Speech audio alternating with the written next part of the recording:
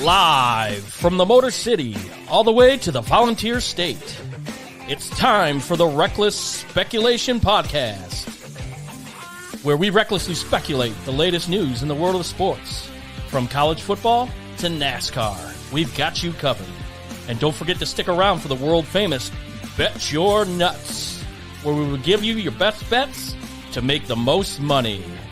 Now sit back, grab your favorite drink of choice, and join Robbie Davis, Raj Mehta, Brandon Chain, and Tom Sloan. It's showtime.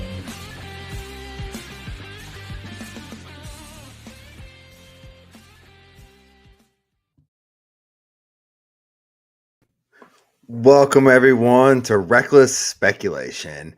I know it's this time of the year. Everyone's depressed. It is post-football season, but don't you worry. We are here to keep you guys entertained. We have got a lot of good topics to hit today, and on the upcoming weeks, we're going to have a lot of controversial and reckless speculation topics for you guys to hit on. But today, we are going to talk about the football year in review, talk about college basketball, and finally, I have talked the group into talking a segment about the Daytona 500 and the upcoming trip that Tom, I, and a loyal listener, Barry, have coming up to Talladega.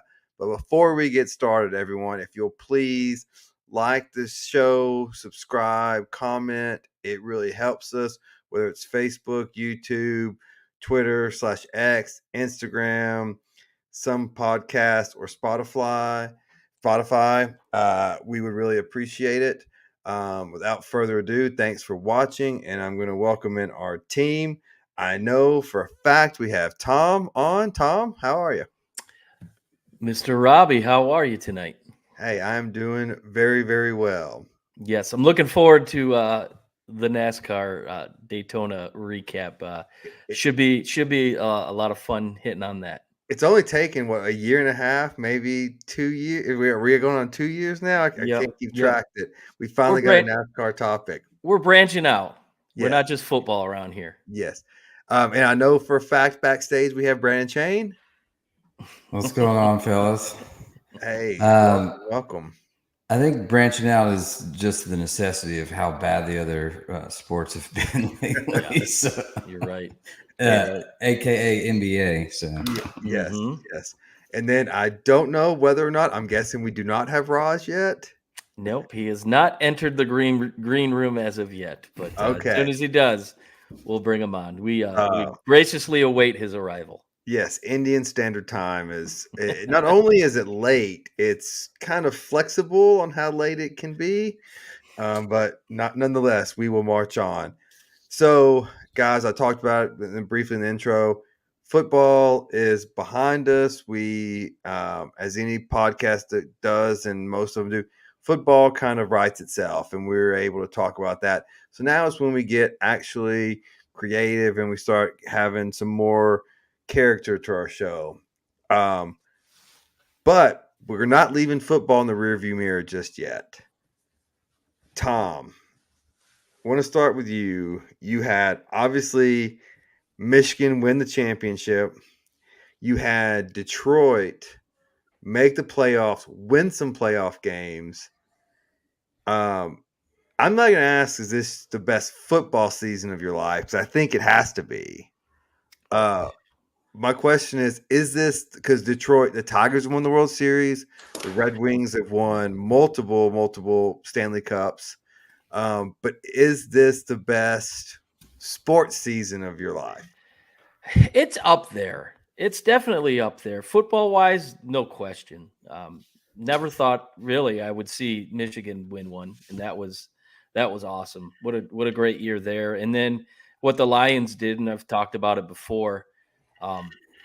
Just incredible being a part of that and how they were, a couple plays away from the Super Bowl, which would have been wild. But, I look back to 2006 was probably really memorable for me as far as that goes. The Tigers went to the World Series. They didn't win, but they were 2 years removed from the worst record in American League history. So the turnaround that they experienced was incredible. They got Pudge Rodriguez in 2005, and in 2006 they were World Series bound. So that ranks up there. They haven't won a World Series since '84. I was 6 years old. So, but yeah, that was an awesome year. 2004. We were talking pre-show about some of our memorable NBA champions, and of course the Pistons won it in 2004. That was a cool run for me. I lived like 2 miles from the Palace, so I was right in the thick of it. So, but as far as this season goes, it's definitely top 5, and it's going to be hard to top that moving forward in the next year. Obviously, Michigan's made a lot of changes, and can Detroit, the Lions, keep the ball rolling? But as far as overall, yeah, top 5 for sure, no question about it. To have one championship and even a championship in a playoff season is foreign to me. So I get to live vicariously through you. Yeah, you guys at least got to a Super Bowl though. So. Yeah, and lost the 1 yard line. Yeah. So. Forgot what my sweatshirt said. Oh, Dos Angeles. Oh, that was a good year. Well, welcome, Raj. Welcome. And the 2004 Pistons. They dismantled Raj's Lakers. That wasn't even the Lakers. That was like the AARP Lakers. But yeah, that sucked. But no, man, you deserve, especially a city like Detroit, as I've said many times. It was America's darling, America's sweetheart until America was done with it. And then they completely ignored it, washed it up, and threw it away. And it stayed that way on its own for years. And no town deserves this more. And there are better things to come. Mm-hmm. How is the Tigers' outlook this year, Tom? They finished, I think, 10 games over 500 if you from May on last year, and they finished second in the Central. They've got such an array of young arms, young talent, and I'll talk about that later. But the expectations are division this year, and with AJ Hinch as their manager, I think they've got a really good chance as long as they stay healthy. In a very winnable division. Yep, absolutely. Yeah. So this is the time of year where we all have to struggle with the moving on from football and what happens next. Brandon, I know you're not a huge NCAA basketball guy or basketball guy in general. Where does your attention go? Does it go to the NBA, NCAA? You waiting for golf, or where's your mindset at this time of the year? I've already been watching golf. I mean, that's really all that's on. I've tried to watch Ohio State NCAA. They're just god awful this year, and it's hard to watch. Tell that to Purdue. Well, that was Purdue overlooking an easy team. That happens. Tough critic. But no, they're terrible. I've watched them play. They don't really have any shooters. They don't move the ball well. It's awful. But I'm trying to get there because March is around the corner. So I'm trying to catch, some of the late games when I actually get down to bed and want to click something on before I go to bed. So trying to get up to date on the NCAA. NBA is almost unwatchable now. I just can't, especially after that performance in the All-Star game, which we'll get to that. But it's so bad. But golf for sure, especially lift tour coming here. What I find, at least, so this is my compare and contrast before I get to Raj about college basketball and NCAA or college basketball and NBA. At least I can gamble on college basketball because they try every night. Right. The NBA, I find it ungambleable on. Well, you don't know who's going to, scratch last minute, sit out, or take a rest or whatever it is. The over.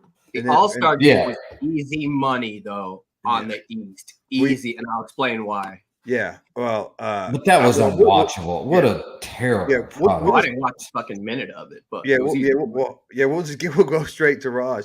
Talk about the NBA All-Star game. You said you already, said you didn't watch. Did you watch any of the All-Star Weekend, the dunk contest, 3-point shootout? I didn't watch it. I thought the 3-point shootout between Steph and Sabrina was cool. Yeah. Or at least the idea was cool. I didn't see it, but did you I watch agree. any And of they it? had done it last year, I believe. And I believe that had the highest ratings of anything all weekend. I believe. I was trying to verify. My apologies for being late. Everyone's busy in life. I'm not going to bother. But I'm pretty sure, and at least by me, that was the most interesting thing. You know, you've got and Steph Curry, kudos to him for doing that, knowing that, you know, he's the marquee name. He's 35 now. And, you know, in the dunk contest, those guys, hey, he's 34, 35. And in the dunk contest, you know, the vets don't do it. It's for the up and comers. And now it's for guys that don't even play in the league. In Mac McClung, who plays like 2 games a year and suddenly is in the dunk contest. And YouTube sensation. You know, a short white guy that can get up. Like there was a guy, Jordan Kilgannon, who won the dunk contest show they had on NBA TV that lasted 2 years. And that's what this has become. And if you're going straight to me, I bet on the East. They were 3.5-point dogs. I almost took the over, which was over 300 something. The East scored 211 points. It was the first time in history a team had scored 200 points, including a 100-point quarter, which did happen in the first quarter. And I guess the third quarter and the fourth quarter, the second quarter only had 93 combined points. I bet the East because of the reason why the All-Star game is a joke. And it's an in-season tournament in arguably the most rigorously athletic season there is in the NBA. You don't have a week off. It's not like there's a week off in football. But, you know, if you're a star, you're playing every night, back-to-back 80 games.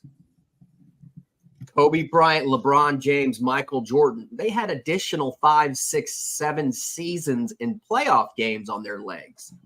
You know, 4 rounds of 7 games each. It's ridiculous. And now they add the in-season tournament. The NBA All-Star Game is an event. It's people that, you know, in the NFL, they don't go to the All-Star Game to hang out. But everyone goes to party at the NBA All-Star Game. It's like a red carpet. It's a pageant show. That's all it is. So, I mean, the first thing I would do is get rid of all the bullshit and put it after the season. 3 weeks after the season. Like the Pro Bowl. Like the Pro Bowl. You know, have it more relaxed and more fun because I've been on the East because the West starting lineup is all 30-year-old vets that are not going to play. LeBron played 13 minutes last year. He played 14 this year. Luka, 20 minutes. Dallas is not going to risk that. Shai Alexander is going to play because he's young and they can bounce back. Durant, 20 minutes. Anthony Davis, 20. Paul George, 10. Kawhi, 10. None of those guys were going to play compared to the East where, you know, Tatum had 50 last year. Lillard played 30 minutes, new team, MVP, 39 points. Halliburton, awesome kid, averaging almost a triple-double at home, 32 points, 30 minutes. What's his name? And Jaylen Brown, 36. Young, active stars that played. So that was easy money. As for the game itself, yeah, like I said, make it after the season because adding the in-season and then adding this means that, like, people, I mean, the players are going to play even less. And they try to give them $100,000 for the team winning. Let's be fucking real here. I mean, that's a lot of money to any of us. A lot. Maybe not Rob or actually Chade. But the in-season tournament, some guys got $500,000. Great. That's 10 seconds of LeBron James playing. It's not going to make anybody play harder. And if it does, it'll make the young guys who then beat the shit out of the old guys who people come to see play. So everybody leaves with a sour taste in their mouth. So my suggestion would be, so right now it's obvious the NFL has said, screw you, NBA, we're taking over Christmas. Yep. I think you put it on Christmas Day. You guys play hard as you can. We'll give you 2 weeks off after Christmas. You play best on best and play your ass off. And let's see if we can get some eyeballs. Or But make it's it like- make it like baseball. Make it What like if somebody baseball. gets hurt though?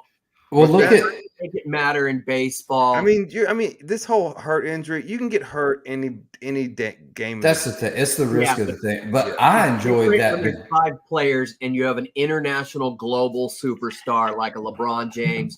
I mean, the game means nothing. And I would scrap the game altogether. Fuck it. Make the dunk contest. Give that $500,000 to the winner of that. I mean, I didn't know. One, I didn't know who won the dunk contest. When you said he was white, if you would have asked me what his name was he white or black, how tall he was, I would have had no idea. His name's Mac McClung. I mean, an educated. He's back to back. He was a YouTube sensation guy. Yeah. He got. I mean, who else was even in it? Like, No one else that I know. Javier, what's his name? Vasquez. Why am I blanking? Jaime Jaquez from UCLA, who barely dunked at UCLA. Yeah, I don't even know who that is either. Yeah, I mean, he was the first round pick of the Heat, but I was like, wait a minute, that dude doesn't really get up. Like I said, give that $500,000 prize to this and see what young up and comers. You know, when Jordan and Neek did it in '88, they were both 3-4 years in the league. The game means nothing. Well, and I mean, they like basketball. I thought that new tournament they did this year, the in season, beginning of the season tournament they did this year, that was a lot more entertaining than something of this nature. Like that actually kind of meant something, and you had your star players playing hard. I mean, everyone obviously it's the beginning of the year, everyone's anxious to get back at basketball. Lakers hung a banner for that. They did, and the bracket was kind of weird.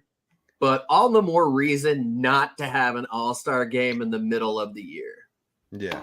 All right, gentlemen. Let's move on from a non-basketball event to some real basketball.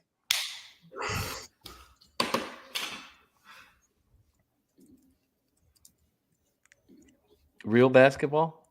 Yeah. What transition? No transition. We are Spirit Airlines today, folks. I thought Brandon was hosting those. Yeah. We're low frills, that's for sure. Brandon looks like frozen. Oh no! Did he shit? Somebody shit in his Cheerios. You're supposed to take over, Brandon. That's what he's saying. I don't think he can hear anything. Sorry, wow. Oh. I can't hear right now. Technical difficulties. All right. All right. Well, I'll Tom, take over. Tom, go ahead and take over. I'd love to, because for once, I would like to talk about the University of Tennessee. I've said it before, being a transplant, Tennessee football can kick rocks, mainly because of the fans who are so unrealistic and boast every single year. Whereas the basketball team, I'm a basketball purist. I like Rick Barnes. I like the offense he runs. I like how he preaches defense and what he does. And case in point is what he's done with a Northern Colorado transfer, the White Mamba.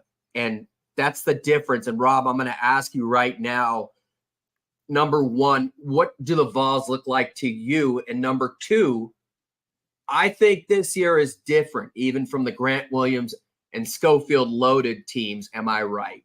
And why? Yes, you are right. You are right that they look different. Obviously, this is a wild sport, and anything can happen in one game playoff. But look, this is a Sweet 16 team last year that had Zakai Ziegler hurt on the last game of the regular season, play without him all postseason. Still to the Sweet 16. You add Ziegler back, and you add probably the SEC Player of the Year. This is a guy who, I saw a mock draft today where they're talking about him going to the Hawks. I would love that. At number 10, NBA, he has learned discipline and some defense under Barnes. He is because let's be honest, at least with Tennessee and most every team in college basketball, it's not the NBA. It's not easy to make shots. You're going to need at some point a guy to throw the ball and get you a bucket. And Dalton Connect is that dude without question. He is 6'6". He can handle. He can drive. He's creative. He is everything they have been lacking. They've been ranked in the top 10 more often than they haven't under Rick Barnes. And this is the best chance they have to break through. It's insane that a school with the resources, with the fan base, everything that Tennessee hasn't got to a Final Four yet. They're ranked top 15 in KenPom offense and defense efficiency. If you look back at the past 10 champions, that's what you need. Obviously, Purdue and UConn are juggernauts, but they have proven they can be beaten. I'm giddy. All the other, the slim minority of the Tennessee fans that just suck can just fuck the hell off. Well, we have Rich Jasper checking in from Germany. Ladies and gentlemen, wanting to know if we did any strip club reviews. Well, not sure. Hey, Talladega preview. I was gonna say. Yeah, you walk around Talladega, it's a strip club out there. So. Yes, multiple continents. Let me know. Yes. Now, sorry guys, I had a little technical difficulties there. Tennessee, I think they've got the team; they could do it. It's just, as we all know, when you get in that tournament, it's who's the hot hand, who's got the ball at the end. Like, there's so many factors that go into it. But as far as putting them, can they win it or can they make the Final Four? Absolutely. I mean, they've got the team to do it. They've got the shooters, they've got the defense. I've actually watched them more than I have the Buckeyes because we're so terrible. But yeah, and just I think the whole Tennessee athletics as of late has really kind of stepped it up a little bit. I'm not a big Vols fan or anything, but you got to give them a little props. I mean, all sports are doing really well right now. I know that hurt you, Brandon. I know that. Yeah. Well, I give credit where credit's due. So, Raj, you're a big college hoops fanatic like I am. Right now, who do you have as the favorites? And talking Vols, is Tennessee one of those? For the first time in a long time, absolutely. And it comes down to a few things. Last year, let me say this. What Connect is doing reminds me of what Kemba Walker did with UConn, with Carmelo. That's a great comparison. And he's a guy that can Wayne Ellington back in the day with North Carolina, Chalmers with Kansas the year before. He's a guy that can put a team on his back.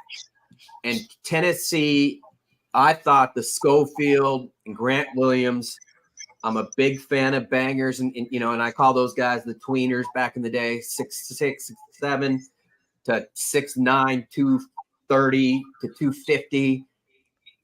I thought that was the team, but they did not have a go-to scorer who can get his own shot off and create his own shot. And, Shabazz Napier with UConn 2014 just popped in my head, and Connect is that guy. He is a pure basketball player. I thought he was a 6'6" white guy with slow feet who was, basically had long range. When I saw him play the first time, I was astonished. Back to the basket. Feet, mid-range, getting to the basket, using his body, drawing contact. You can't be a high scorer without getting to the line. That guy does it all. He's got a beautiful fade. In many ways, in the college game, he's very difficult to guard. He had, 30 points in 4 out of 5 games, the first time that's been done in the SEC in 14 years. In SEC plays, averaging 24.4 points per game. But the difference with him, and he said it himself, is defense. At Northern Colorado, he didn't play defense. And his favorite player growing up was KD. And that's one of the reasons why he went to Barnes. And Tennessee staff worked relentlessly with this kid who, again, is long-armed. And, they started smart, getting him in passing lanes. They've got aggressive guards, very complex, sound defenses that challenge shots and hold teams to low percentages. He can roam, and he's become a hell of a defensive player, a complete player, which is why he's a lottery pick. So all in all, they have that go-to guy. They've got experienced guards. They've got some Gainey starting to play a lot better. Guys coming off the bench. Adeyu and Toby Waka are really coming into their own. The one thing that really worries me, though, is free throws. They have not shot the free throw very well, and that counts in March. It does. That's an easy fix. Well, you would think. I wish Huntley Hatfield stayed because Adu's awesome, but I think they need more on the front line when it comes to the tournament. Yeah. Because there's a lot more balance in some of those other teams. But that was a long way to say the White Mamba has impressed the fuck out of me, and Tennessee is absolutely a championship contender this year. Well, from a championship contender to I don't want to ruin the night, but I have to ask. USC started the season top 25, highly rated recruiting class. Bronny James in this class. They're sitting 4-11 in conference, 10-16 overall. Coach came from Gulf Coast, Andy Enfield.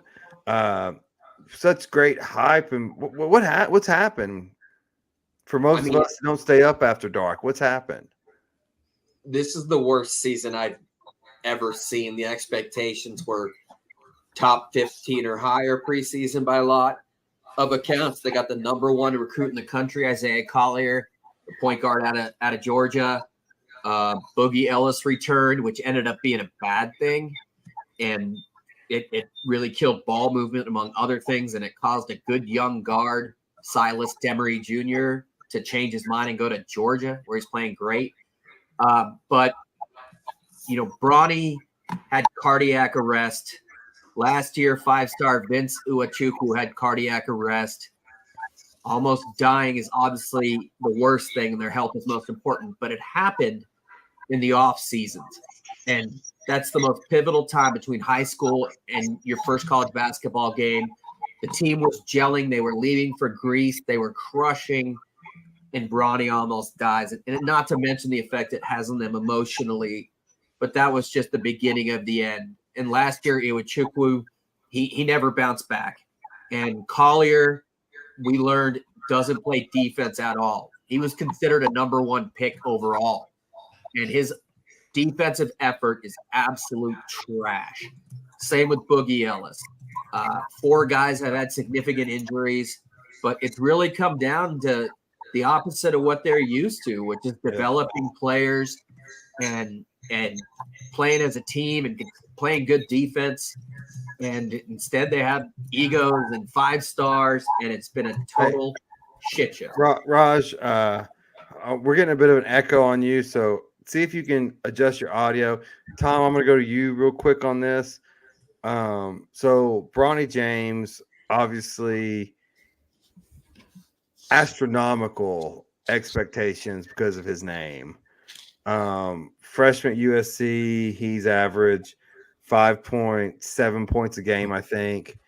But I've heard talks of the Lakers thinking about drafting him probably to appease, I mean, not probably, but to appease his dad, obviously.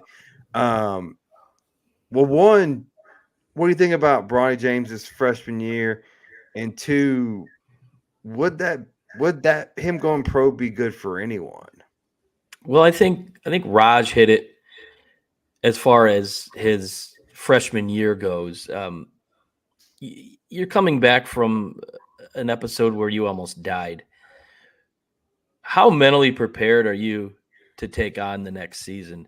maybe he came back a little too early. Maybe he thought it would help him out a little bit more by coming back. I'm not sure. But I do know coming out of high school, he wasn't.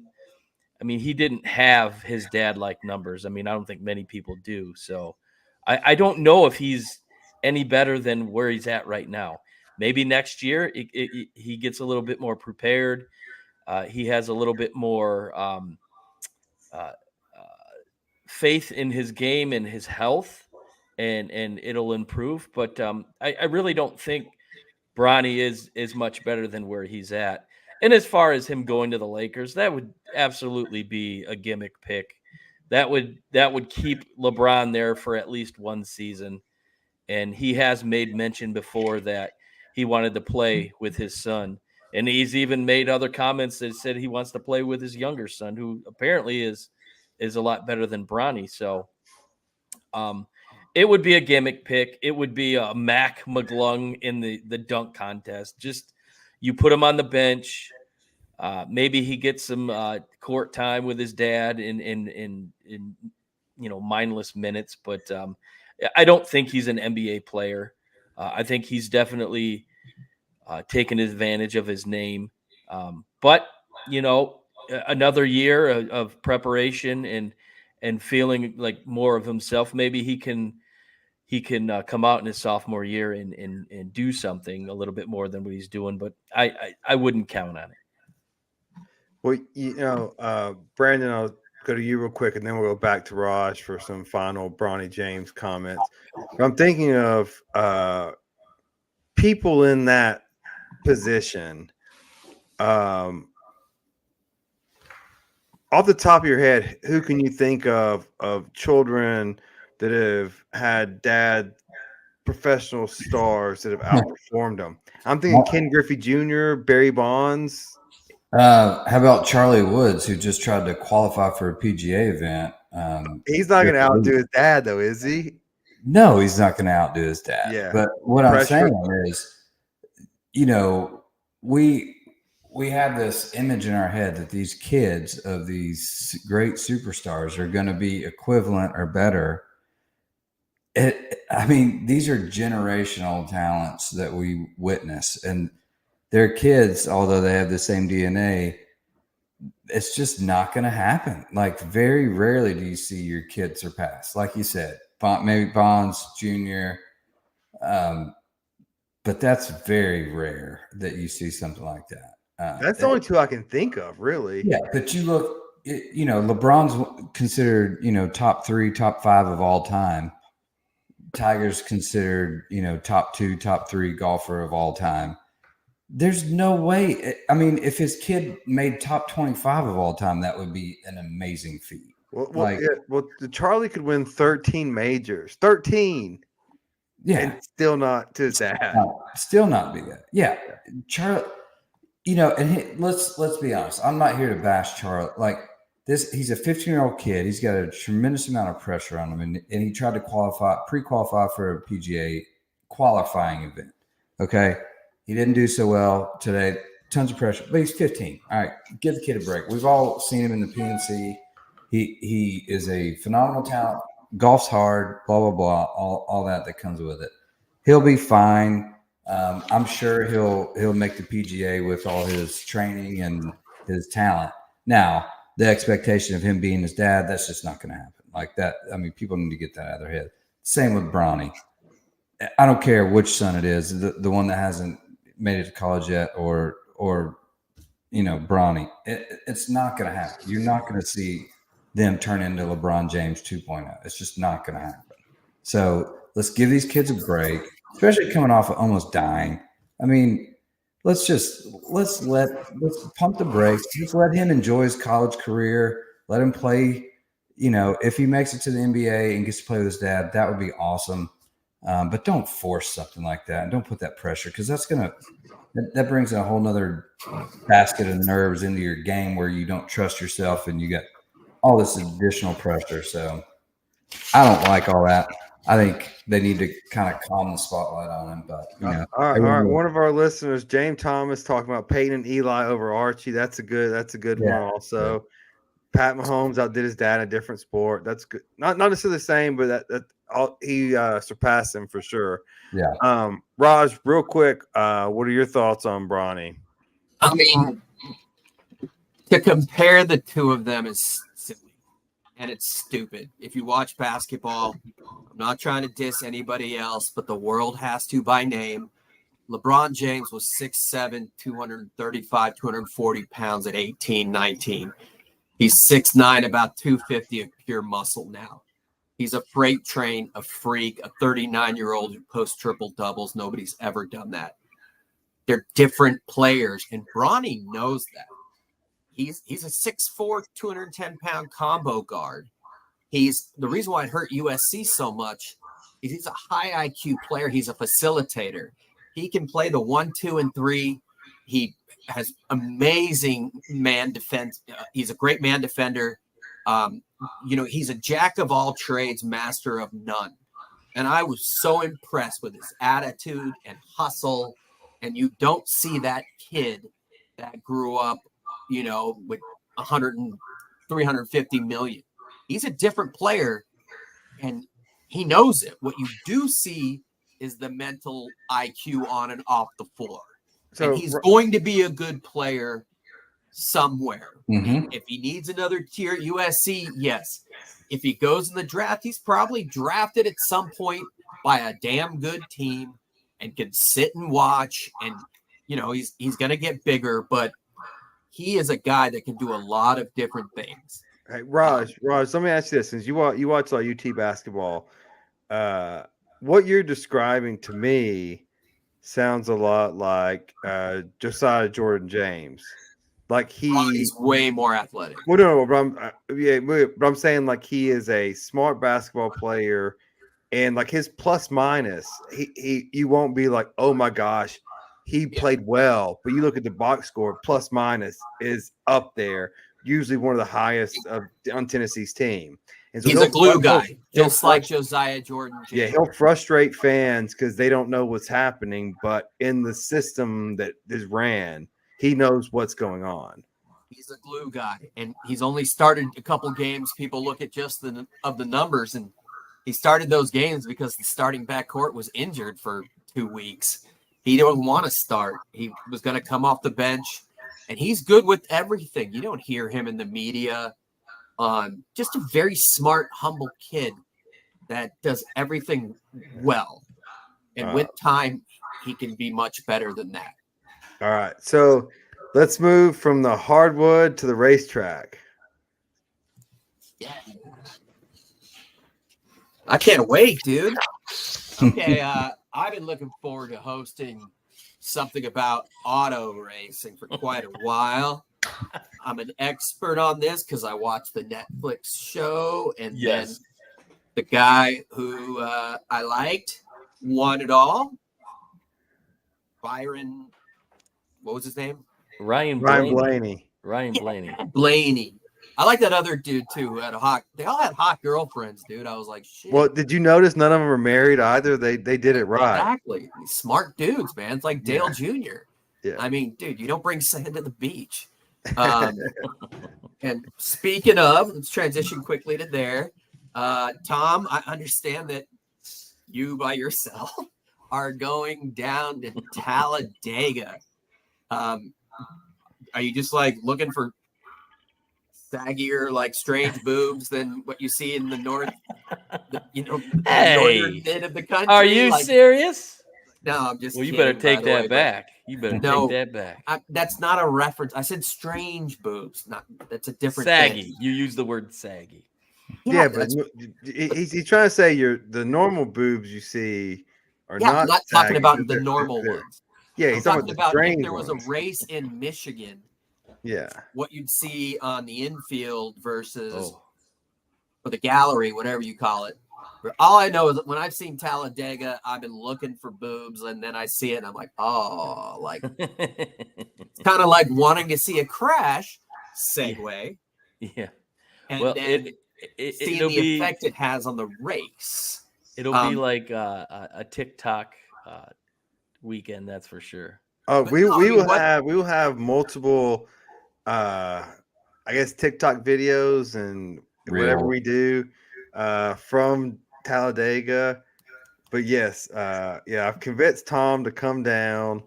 I think he's flying in Friday. I'm picking him up. Are you flying in from Atlanta or Chattanooga? The initial plan is flying in Thursday and heading up to Chattanooga from Atlanta. But I will say, after watching that Netflix series and seeing what was like Talladega, I immediately texted Robbie. I said, "Are you going to Talladega this year?" Because I know we went last year. And he said, "Oh, we're going." I said, "April or in September?" He goes, "In April." I'm like, "Let's go. Let's do it." Why this year, though? Like, what are you looking forward to? Why this year? You're more of a purist, or did Netflix help convince you as well? Well, I think I got into it from this show, from talking with Robbie during the down times of not having football in between baseball and whatnot. I took the time and started watching some of these races, and they're exciting. And it didn't hurt that I was, picking winners, and they were coming in from time to time. If only I would have bet the money. But no, it's exciting, and I think there's more to it than the races. I think the drivers have a lot of personality, and they've really marketed these drivers really well. Like, take for example last week's winner, William Byron. He learned playing a simulator. He learned how to drive a race car by driving a simulator. So, I mean, they're not your prototypical NASCAR cousin fucker drivers. They're guys you can get behind. Dad in Alabama now. You're gonna put it right in. Yeah. But no. Are you guys? One question: are you guys camping at Talladega, or are you just going to the race? No, Better be renting a premium motorhome. Yeah, RV. so we got an RV. Are you in the infield? No, we're not. I'm not in my 20s anymore. So we're close to the entrance. You're on the campground across the street. We're in Winners Walk too, so we're like right by the entrance of the racetrack. Good luck with all that. Is there still a no deuces on the RV rule, or do people take deuces on the RV? Because back in the day there was no. I made sure we're close to the shower house, so use the bathroom. Like even pee unless you can. At least you can in the RV. But yeah, we got an RV coming on Thursday. So I'm in trial, a big trial, starting Monday to Thursday or Friday that week. So I'm either going to be rich walking away from going down to Talladega, or I'm going to be pissed off and poor. You'll bet it all back on Talladega. Yeah. For those that don't know, some of my West Coast boys, even though racing is big out there, certain prominent racers from there. We got Fontana's a big race. Jimmy Johnson, one of the greatest race car drivers of all time. Exactly. Jimmy Johnson from Southern California, I believe. Yeah. But what is it about Talladega that makes it so fun? Is it the crowd itself and the attitude and the energy? Is it the race itself? Because it seems to run pretty clean compared to others, which we'll get to in a second. But Brandon's been there. Brandon, you haven't spoken in a while. What do you think about the Talladega? Talladega was like Daytona was fun and cool and everything. There's nothing like Talladega. It's the best race by far, in my opinion. When I used to watch it a lot, I've been, I think, 3 times at Talladega, and man, it's incredible.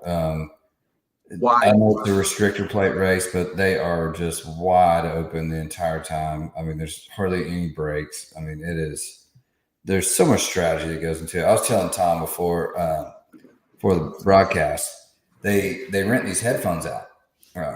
Yeah.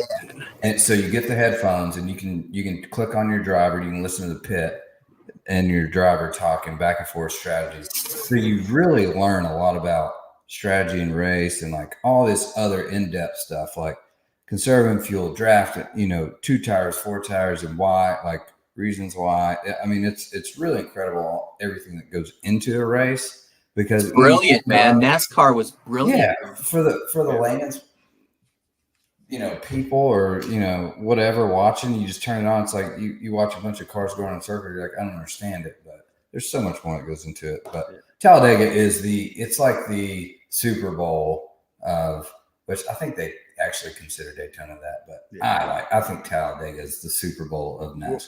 Well, the Is he right? Talladega is massive, and so in comparison, so you could take the Big House, you could take the Horseshoe, you could take Neyland Stadium, you could put them in the infield of Bristol Motor Speedway. You can put Bristol inside the infield of Talladega. Yeah, like Talladega is massive, and so you get these long runs of going 200 miles an hour and then slowing down to like 125 and turning and over again, all within inches of each other. Like it's just an amazing. when they go 3 wide, and they're making I mean, like a crazy bank, like a 33 degree bank, like on top of those stretches. Literally, they don't even turn the steering wheel. Like the bank, just turns forward. It's almost extreme. It seems like I love it. It's almost like a putting green, right? Like you can putt it and you putt it straight and it will just drop the ball down. You don't know anything about putting. All right, now Jesus Christ! I looked at a picture of Talladega. It looks like the city of Chattanooga. What is it about the rest of it that makes it fun? I mean, I can't imagine all the ladies, for those that love ladies and that party a lot, are hot. Like, is it just the train wreck thing that makes everybody's got a great attitude? What is it about it?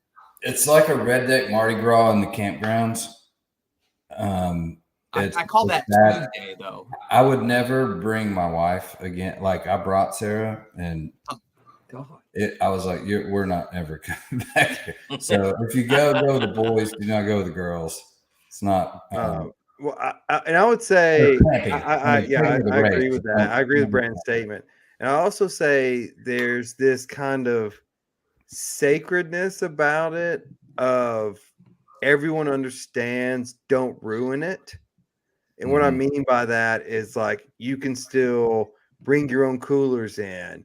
You can still like I brought in 2 32-ounce Nalgene bottles, one with vodka, one with whiskey, in a cooler, both races, just walked in and set them in. And then it didn't I was with a friend of mine last year, and he's like, did you bring your gun? I'm like, I don't have a gun. And he's like, you're the only one here without a gun. And I was like, well, that's bad news. But with that being said, you go in and everyone's chill. There are some aggressive people about the girls, but it's like there's also kind of drunken night stuff over at the campground, and just stay away from that. And you can steer away from it. Yes, you can have whatever time you want to have there. It's time and a place in your life for everything. And well, and there's certain areas where that goes on, and it doesn't go on everywhere in the campground. It's just like certain section, and you just it's very much what do you want to get into, and this is where you go. But the whole no security, even I was told all week you can bring your cooler in, it doesn't matter, and I was like, I don't believe you. I don't believe you. I don't believe you. And then I walked right in. I'm like, holy. I believe you. Yeah. I'll be bringing a backpack filled with Busch Lights. Talladega now. When is it? April 22nd. Come on. I got 2 extra tickets. So Brandon and Raj. Are brown people allowed inside? Yes. Bubba Wallace drives now. Throw your 23 shirt on. Alabama, dude. There's brown people racing. Moving. Come on. Oh yeah, kind of. Some of them are half. No, Bubba Wallace. That dude ain't. I've heard him. Anybody named Bubba doesn't. That's the exception. But no, I'm just kidding. I saw him and his team, and I loved it. And I love Denny's attitude. I know, I like heels, and he does what he does perfectly. But moving on to what is often considered the most sacred race for a lot of different reasons, that I think it let a lot of people down this year more, and not talking about the more serious stuff, but Daytona, I did try to watch a little bit of it, and it was hard, not just because of the weather, but I read that of the 114 vehicles among the 3 races, approximately 85 were involved in a major crash. I know people like crashes and stuff, but what does that do to a race for you and then for the average casual fan like Brandon or I or Tom? Was this Daytona different? Did the flow, was it anything? I mean, this seems like it was more wrecks than usual. Well, it was and clean. let's just get to the obvious too, everybody, about Daytona. We all know what we're talking about. Is it time for a change? Has that been discussed?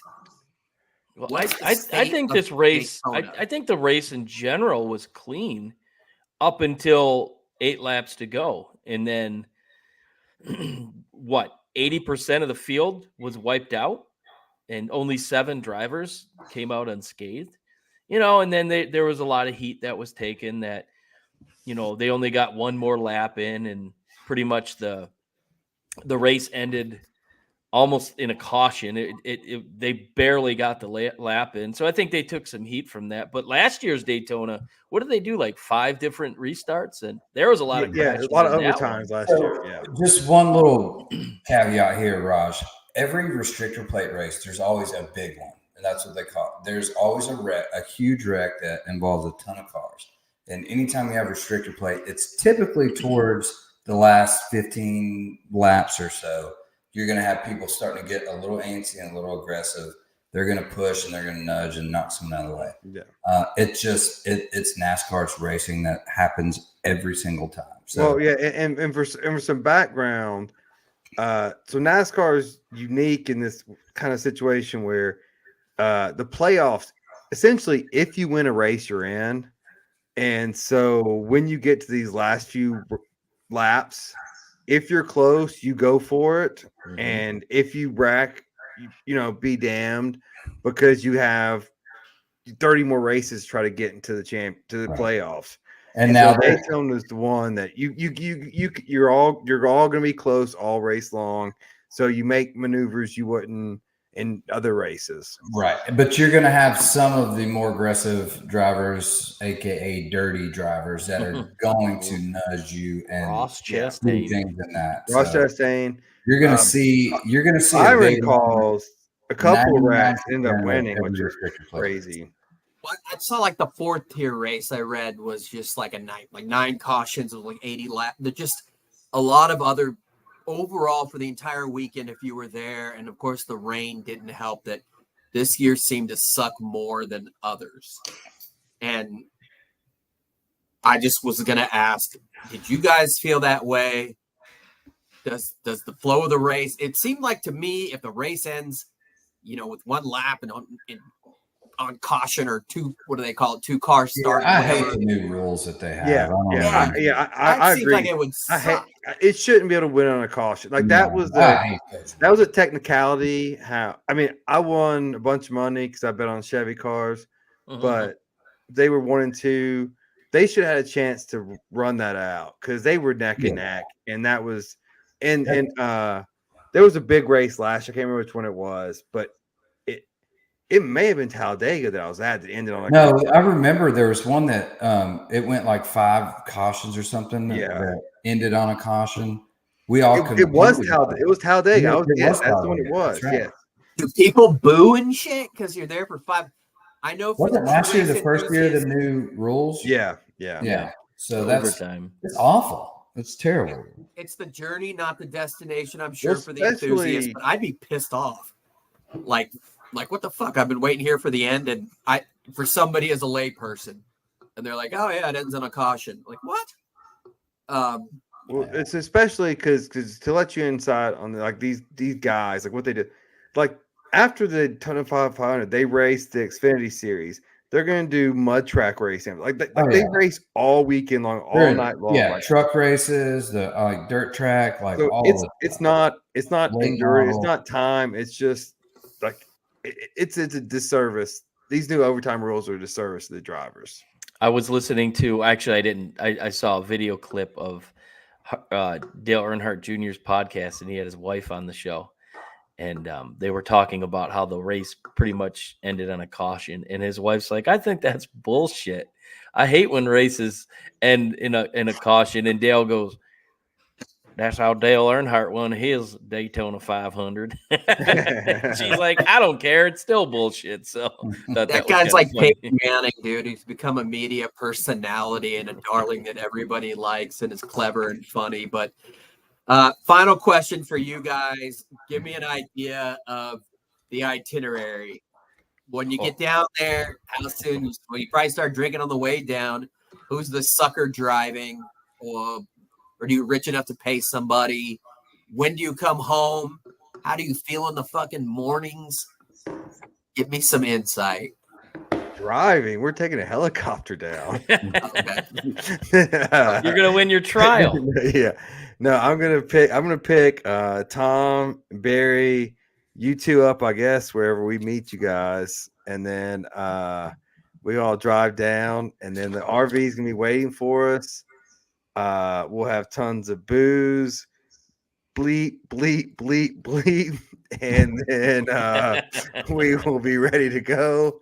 And lots of Funyuns, Doritos. Yeah. We haven't even talked about food. We have I'm eating Fun Dip right now. There may be some there you Fun go. Dip on the. No, good. That is not on the agenda. Yeah, and so we're gonna so we'll get there. Then Friday night party in the infield.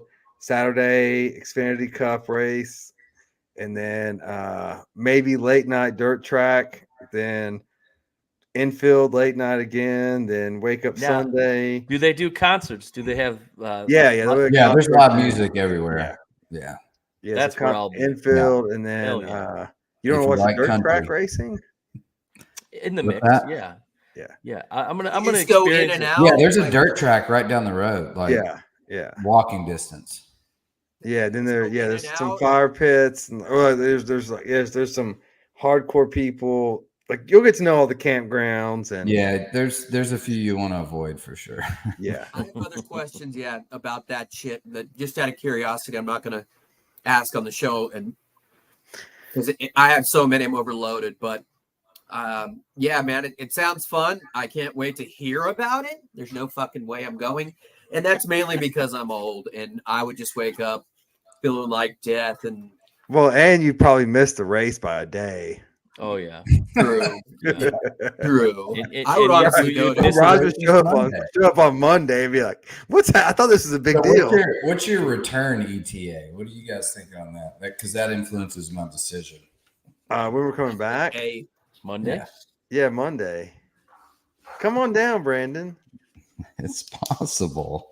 I've got 3 together and 2 together. Right now, there's 3 of us, so we can sit 2 and 2. But we're on the same row, so we can get people to move over. Yeah, I don't really care. Question: how much are tickets when you say you got a ticket, and that's for the whole weekend? And how much is one? I think it was 80 for Sunday and like 45 for Saturday. The big money's the RV. And they don't sell their own beer, so do they not want to make money in Alabama? Oh, I'm sure they sell their own beer. No, they sell beer and everything. They sell beer, but coolers and shit, right? Only rookies buy beer though. That's like a lost leader, really. Like they don't really care about that. Well, I can't wait. We'll hope to have some pictures with blurred out, edited for children. But I know we're going to talk about Talladega when it comes to the next segment, which is when we make you money. If you listen to me for once in my life for the Super Bowl and the props, I got lucky as fuck. Hey, how about that missed extra point? That was huge, as you had said. Hey, I hammered KC. Told you boys. Yeah, me too. A lot of props. OT got me, things like the over. What's his name? The over on rushing attempts, 16.5. He ended up with 17. Pacheco. Anyway, I think we made everyone money on it. It got me the over total too. So Vegas got crushed. For once, the house didn't win. But let's get into it, man. Let's bet some nuts. It's time for Bet Your Nuts.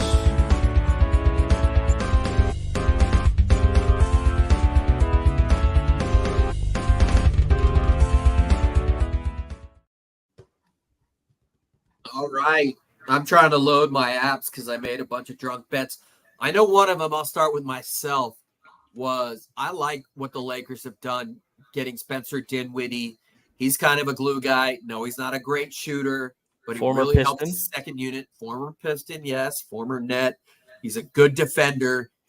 And the Lakers to make the playoffs were, I'm trying to pull it up. Fuck AT&T, by the way. Many of us know, but they were like bad day, dude. They were like plus 105 to make the playoffs, and that includes the play-in, I believe. So there's 10 seed, even though the West is tough. So that was my go-to. The Lakers will make the playoffs. They're playing much better. They've got to rest, and I love Dinwiddie. I have some others. Yes, plus 105. Take that. They will make the playoffs. And, Golden State is finally playing guys like Kuminga and other young talent.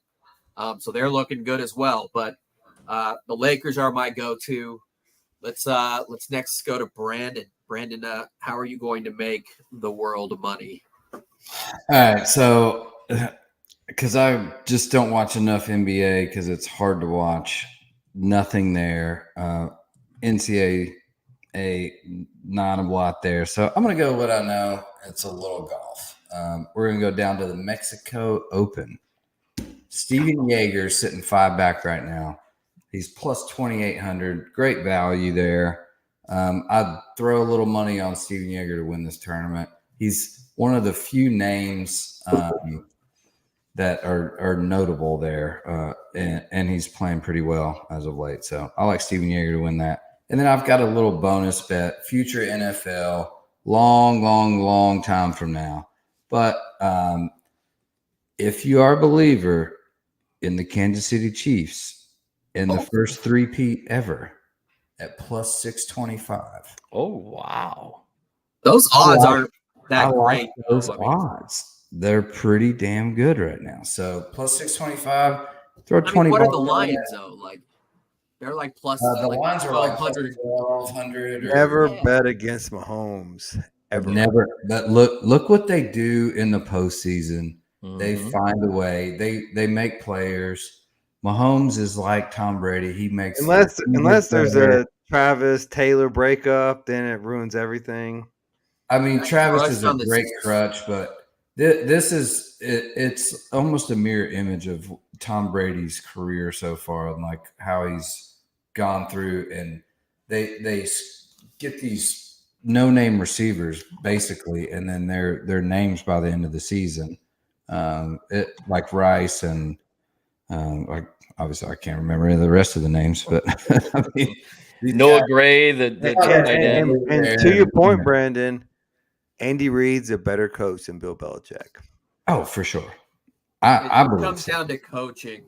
I think Tom is a GOAT, and that's going to be hard to beat overall talent wise. But Mahomes is pretty damn good, and he's got an extra step on Brady, which he's a little bit more mobile and can scat. Mahomes is the best player we've ever seen. I think so. That baseball background has a difference. Rob, I forgot to say. Baseball and basketball. He was a baller of basketball. I got Tennessee at plus 260 to win the regular season. I know they trail Alabama by 1 game with 5 to go, but they're the much better team. So I like that one at plus 260 SEC regular season. Yeah, well, Alabama's got at Kentucky this weekend, and then Tennessee goes to Coleman in I think March 2nd, and then we beat them by 20 in Thompson Bowling or Food City Center. So are they 20 points better at home? We'll see. My Bet Your Nuts, boys and girls, is down to Atlanta this weekend. We have the defending champ who led for some of the races at Daytona. This is a similar super speedway. You're going to have long stretches. The Ford team. So you have Logano, and then you have Blaney. I think Blaney's the better driver. I'll take Blaney. It's going for plus 1,100 to plus 1,000 plus 1,200, depending on where you can get it. I'd go on Caesars plus 1,100. I'd bet 250 on that. Ryan Blaney to win. Well, I'm going to go with the same race, and I think this driver probably was the best out of all the drivers last week. Did not finish the race, by the way. Created the wreck that wiped out almost everybody with his aggressiveness, which was kind of surprising. He was really going for it. I think Joey Logano comes out on top of this one. FanDuel's got him at plus 900. He's starting to become a bad boy of NASCAR. You know, he was the young kid, and he's really grown up. He's got 2 Cup championships, and he seems to really taken that next step in being more aggressive, and it almost worked for him last week. He went up 3 high and got really got behind. I forget who he got behind. He got behind Michigan boy Brad Keselowski and turned him, which then hit Blaney, who went Dale Earnhardt style into the wall. Yeah, but that was wild. So I think he comes out.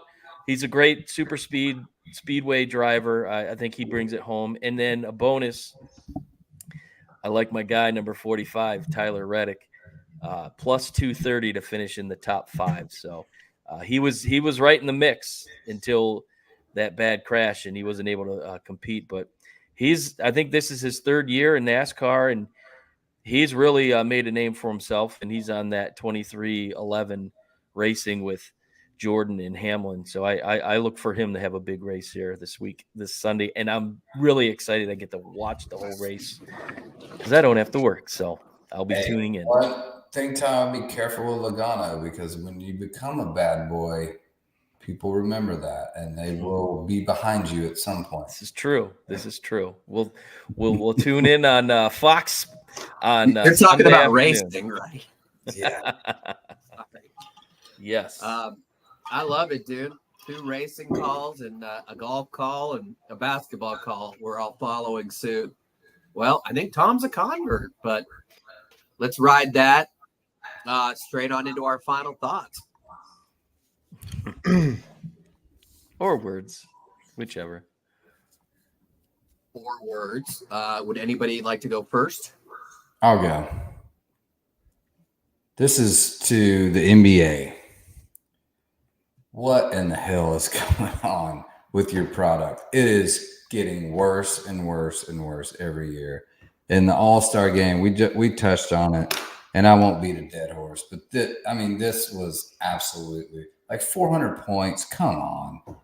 Like, do better. Make it at the end of the season where they can either try or, make it only rookies or something. Just make it entertaining. This is just stupid. I mean, absolutely stupid. You can't watch it. And the dunk contest and all this other stuff. Like, it's just absolutely ridiculous. So NBA, you got to be better. You're falling way off year by year. The NFL is only getting bigger and stronger, and hell, even NASCAR. That's a great point, Brandon. Yes. So, Is there anything you would do to the All-Star weekend? And that goes for all 3 of you guys. change it and not have it in the middle of the season. That would be the first. Scrap the game, but yeah, Tom, Rob, anything on that? Because it's a fucking disaster. Make it mean something. I love the baseball All-Star game. Yeah, make it winner gets home. Winner gets home. Got rid of that. They scrapped that. Honestly, if when did they do they that? just took 2 weeks off, I would not have noticed. Yeah, exactly right. Like, it's like the Pro Bowl. Like, you can't even watch the NFL Pro Bowl, really. Like, that's just a gimmick.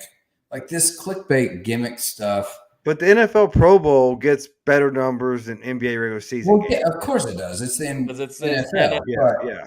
It's still like the lowest of any NFL like viewership. Yeah, I don't like the Pro Bowl is stupid, but I don't criticize them for doing that because it makes money. The NBA All-Star Game is just like a joke. Well, yeah, the LED floors now and like all this stuff. Like it's so atrocious.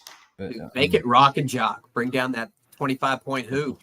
I want to see somebody Yeah. like break the glass backboard again, like back in the day, something like that. I'm going to go next because I'm going to talk about basketball as well. And if I told you guys I know a player that's averaging 27 and a half points, 7 boards, 3.3 assists, 2.6 steals, 2 blocks, and is an 85% shooter from the line, you'd say that's a pretty good player. And that's at major college basketball. And that's Juju Watkins of USC, a freshman, All-American, 3 times Pac-12 Player of the Week, 13 straight Pac-12 Freshman of the Week, #1 recruit coming in, just a sensational basketball player. USC has a very rich history, going back to the Cheryl Miller days, really putting women's basketball on the map. Now, USC took a 30-year hiatus while the great Pat Summitt and Gino Auriemma and other kind of, the sport has grown so much. And Juju's one of the best players I've seen as a freshman, male or female. That's one thing. Number 2, of course, the idiotic Pac-12 conference, which is loaded with teams in the top 25, Colorado, Utah, I believe, Stanford, UCLA, they're all top 10. There's like 4 in the top 10. They don't market her at all, which is ridiculous. Finally, and I'm not going to get into the Caitlin Clark thing because like Bronny and LeBron, they're different players. Juju's much bigger, more athletic, different defensive style. Caitlin, one of the best shooters ever. Different players. Last thing I'll say with the WNBA, I think it's ridiculous that the minimum age is 22. No matter what. So these young girls, and there's NILs and whatnot, but if she gets hurt, like Cheryl Miller blew her knee out before there's women professional basketball her senior year, it was it. She was done. And I don't think it's right for multiple reasons. We're not going to get into all of them that apply with basketball, many of them the same as the men. But for you to have to graduate or at least be the age of 22 to make it to the WNBA is not right. And LeBron called attention to it. Good for him for using that platform. It makes 0 sense to me whatsoever. And I want to see that change right away. That's what I have to say. Juju, if she stays healthy, will break Caitlin Clark's scoring record. But that's because she has to play 4 years. She would be the #1 pick overall this year, in my opinion. So don't have a double standard, NBA and WNBA. It's not right or not fair to these girls. Very good. Tom? Wait, who did you already go, Rob? No, go to Tom next. I'm gonna go. You don't want to follow Tom, bro. That's what I was going to do. No, this isn't my sentimental one, although maybe a little bit. It is I'm glad to be back. We are off a couple weeks, so everyone out there that has tuned in, we do thank you. And it's good to have Brandon back. I know he was under the weather the past couple weeks. This crazy no-name viral infection that seems to be hitting anywhere and everyone, no matter where you're from. Yeah. So glad to have you back, Brandon. Thank you. But hope springs eternal. And what is going on this week? Spring training starts. And I'm excited about this year. Like I alluded to earlier, the Tigers have a lot of promise. And AJ Hinch has kind of talked about the success that the Lions had, kind of motivating his Lions or his Tiger team. And this is a young team that if you haven't heard much about them, it's no surprise because, they have not done well, but they did finish second in the Central last year. You've got Tarek Skubal, who is number 7 in betting odds to win the AL Cy Young. You have Casey Mize, another young arm who's coming off Tommy John. They've got a really great young nucleus of players. They've gone from one of the worst farm systems to number 5, MLB's ranked farm system. So they've done a really good job. They made a lot of headway last year. They finished 5 games under 500, which was remarkable. If you would have talked to me before the start of the season, I thought they were going to break their record in 2005 or 2004 of 119 losses. But they've got a great coach. And I really do believe that they'll kind of take the blueprint from the Lions and just, go after every game, and they have the coach to do it. And I'm just excited. And today it was 55 degrees here up in the Metro Detroit area, and it's supposed to be in the mid 60s next week. And pretty soon you're going to see leaves budding, and April 5th is opening day. So it's definitely a holiday around here. I'm looking forward to it. And I'm looking forward to this team because they've got a legitimate chance to win the Central. So go Tigers. Love it. Love it. Spring training, all about it. I may go my first time, which I've never been, I'm embarrassed, but I can't wait. I've been to Arizona spring training, which was phenomenal. That's where I'd be going. I have a good reason to go, so I'd be stoked. But I'd have to bring the kid, which would suck. But, yeah, I can't wait. Rob, take us home. Yeah, so earlier today I talked about how excited I was to go to Alabama for the race. But there's an overshadowing thing about Alabama, what happened yesterday or late in the evening yesterday, and it's happening today, and it's going to affect people. I fear not only in Alabama, but in the rest of the country. As someone who is currently dealing with this embryo situation, if you don't know, the Alabama Supreme Court ruled an embryo is life, which means there's consequence to this. What it means is that if a father of an embryo has to pay child support infinitely because of that embryo's life, or if you are a parent and you want to have children and you create embryos and you freeze them, you have to pay for that storage for the rest of your life. Or if you are a worker at one of these facilities that host embryos, and let's say you accidentally knock some of these species over and they crash and they get disposed of, that's manslaughter. This is the most archaic ruling that I've ever seen from a court, and it is disgusting. You cannot say I'm pro-life and then also say I want to discourage people that are older from trying to have children. That is contradictory. It is hypocritical. It is ignorant, and it is just plain stupid. Because look, I get religion. I get you have all these kind of situations, but what you are doing is we are as a society waiting older and older for whatever reason to have children. And some of us cannot have children naturally.